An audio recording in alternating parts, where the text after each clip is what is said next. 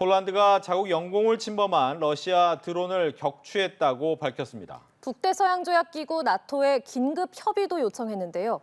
러시아는 폴란드를 공격 목표로 삼은 적이 없다고 반박했습니다. 신주원 PD입니다.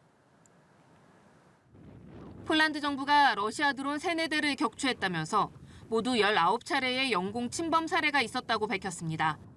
그러면서 북대서양 조약기구 나토에 영토 보존이나 정치적 독립 또는 안보를 위협받은 동맹국이 긴급 협의를 요청할 수 있는 조약 제4조 발동을 요청했습니다. 폴란드 정부는 나토 동맹국들이 러시아의 대규모 도발에 직면할 가능성이 크다고 경고했습니다. Ale ta sytuacja, która stawia nas wszystkich bliżej otwartego konfliktu, bliżej niż kiedykolwiek po II wojnie światowej. Polska ma dzisiaj wroga politycznego, który nie kryje swoich wrogich zamiarów za wschodnią granicą. 유럽연합은 물론 각국 정부 역시 폴란드에 대한 강력한 연대를 표명했습니다. Putin's message is clear, and our response must be clear too. Europe stands in full solidarity with Poland. 유럽은 즉각 방공망 강화 논의에도 착수했습니다.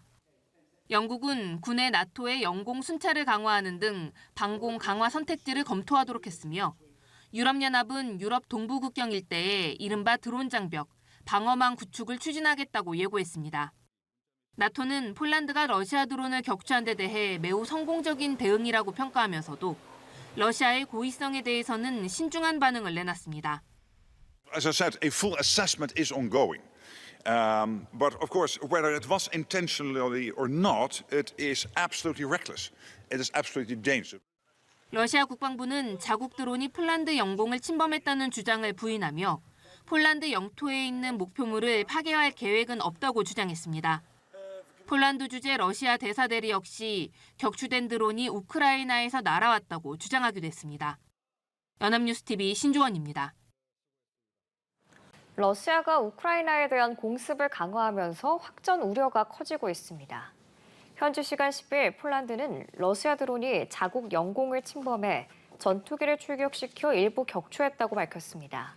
이는 우크라이나 전쟁 발발 후 폴란드가 나토군을 동원해 러시아 군사 자산에 직접 대응한 첫 사례입니다. 나토 회원국은 동맹국이 공격받으면 전체에 대한 공격으로 간주하는 집단 방위 체제를 운영하고 있습니다. 러시아 드론의 영공 침범으로 바르샤바 국제공항은 일시 폐쇄됐고 우크라이나와 폴란드 국경 인근에 한때 공습 경보가 발령됐습니다. 도널드 트럼프 미국 대통령이 블라디미르 푸틴 러시아 대통령과 조만간 대화할 예정이라고 밝혔습니다. 트럼프 대통령은 현지 시간 7일 뉴욕에서 열린 US 오픈 테니스 대회 결승 참관 후 푸틴 대통령과 대화 계획을 묻는 기자들의 질문에 조만간 할 것이라며 며칠 이내가 될 것이라고 답했습니다. 트럼프 대통령은 러시아와 우크라이나의 상황은 우리가 해결할 것이라며 해결 방안을 논의하기 위해 일부 유럽 국가 정상들이 개별적으로 미국을 방문할 예정이라고 밝혔습니다.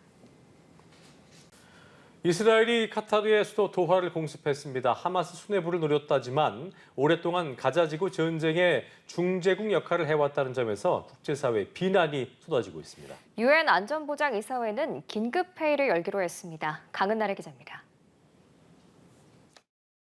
건물에서 불길이 번쩍 솟구치고 시커먼 연기가 거세게 뿜어져 나옵니다. 이스라엘군이 현지 시간 9일 오후 카타르 수도 도하를 공습했습니다. 가자지구 전쟁 휴전 중재국인 카타르가 이스라엘 공격을 받은 건 개전 이후 처음입니다. 이스라엘은 하마스 지도부에 대한 표적 공습이었다고 밝혔습니다. Today I convened the heads of Israel security organizations and authorized a surgical precision strike on the terrorist chiefs of Hamas. 하마스는 2012년부터 도하에 정치국 사무실을 운영해왔고 전쟁 발발 후에는 사실상 지휘본부로 사용해왔습니다. 실제로 이번 공습으로 하마스 협상단 대표 칼릴 알하야가 숨졌다는 추정 보도가 나왔습니다. 하지만 하마스는 보안 인력 등 6명이 숨졌으나 지도부는 살아남았다고 반박했습니다. 카타르는 국제법 위반이자 비겁한 공격이라며 이스라엘을 강력 규탄했고 중동 국가들을 포함한 국제사회도 맹비난했습니다.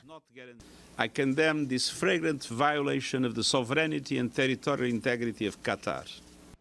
미국도 유감을 표시하고 공습 이후 트럼프 대통령이 카타르 측과 통화했다고도 밝혔습니다.